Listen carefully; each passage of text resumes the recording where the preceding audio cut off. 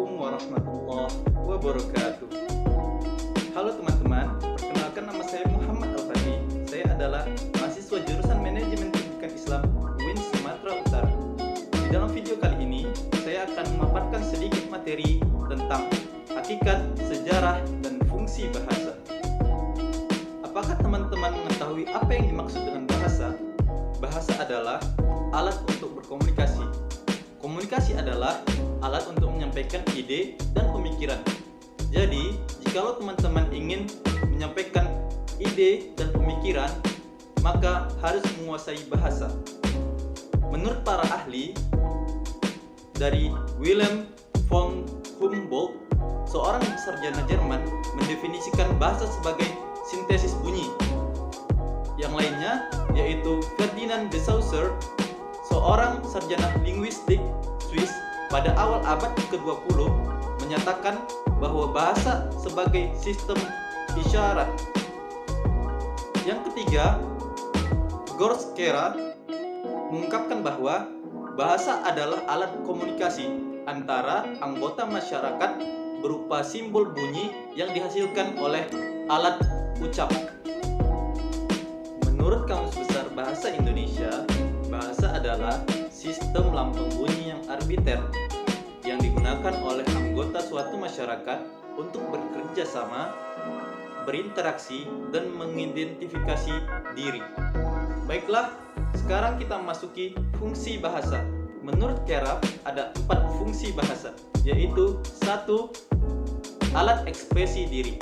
2. Alat komunikasi. 3. Alat adaptasi dan integrasi sosial. 4.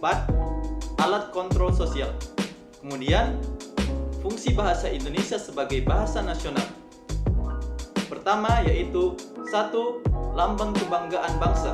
2. Lambang identitas nasional. 3. Alat perhubungan antar warga, antar daerah, dan antar budaya. 4. Alat penyatuan berbagai-bagai suku bangsa. Selanjutnya, fungsi bahasa Indonesia sebagai bahasa negara. 1. Bahasa resmi kenegaraan. 2. Bahasa pengantar di dunia pendidikan. 3. Alat perhubungan perencanaan dan pelaksanaan pembangunan. 4. Alat pengembangan kebudayaan, ilmu pengetahuan, dan teknologi. Baiklah, sekarang kita memasuki sejarah dan perkembangan bahasa Indonesia. Bahasa Indonesia berasal dari bahasa Melayu.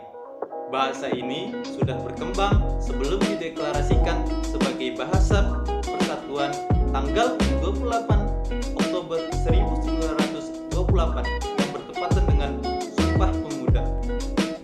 Asal-usul bahasa Indonesia. Sumber dan akar bahasa Indonesia adalah bahasa Melayu. Mengapa bahasa Melayu?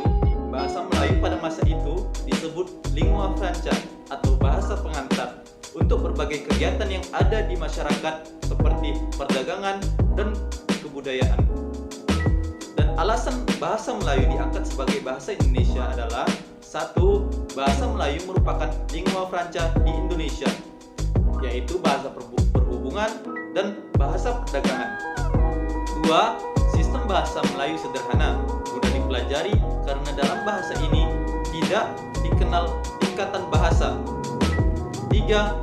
Suku Jawa, suku Sunda, dan suku-suku yang lain dengan sukarela menerima bahasa Melayu menjadi bahasa Indonesia sebagai bahasa nasional. 4. Bahasa Melayu mempunyai kesanggupan untuk dipakai sebagai bahasa kebudayaan dalam arti yang luas.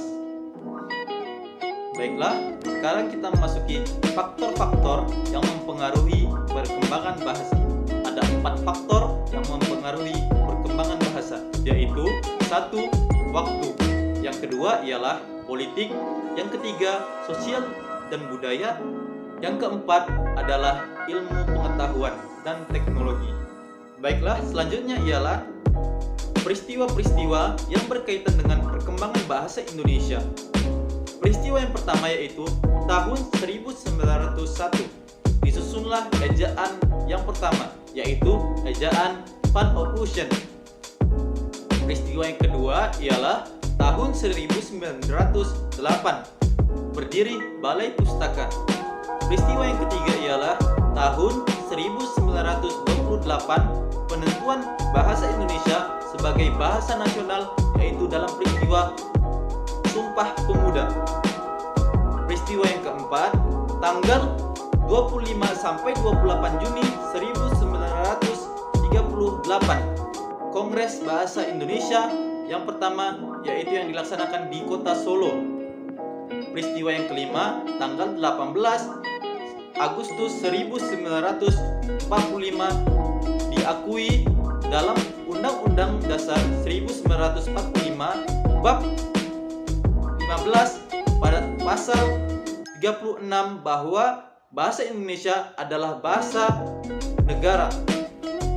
Peristiwa yang keenam, tanggal 19 Maret 1947, terbitlah ejaan yang kedua yang dibuat menggantikan ejaan yang sebelumnya, yaitu muncul ejaan Suwandi atau ejaan Republik. Peristiwa yang ketujuh, tanggal 16 Agustus 1972, muncul ejaan yang disempurnakan atau EYD yang diresmikan dan dimulai berlaku secara resmi mulai tanggal 31 Agustus 1972.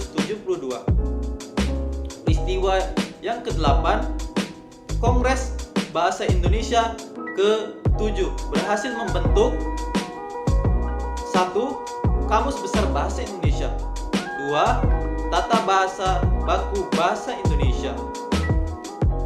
Berikutnya ialah ragam bahasa Indonesia, yaitu yang pertama adalah bahasa tulis. Bahasa tulis terikat struktur dan ejaan.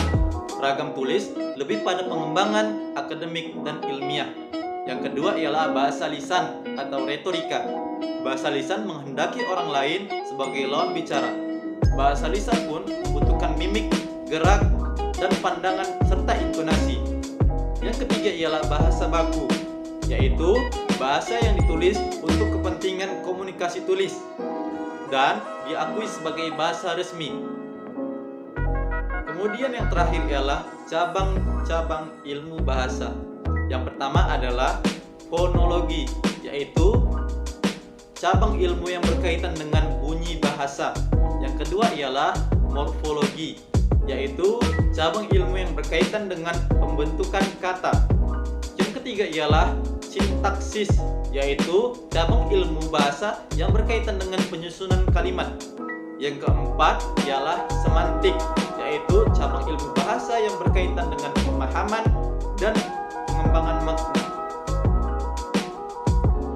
Baiklah, terima kasih kepada teman-teman yang telah menyaksikan video pemaparan materi tentang hakikat, sejarah, dan fungsi bahasa.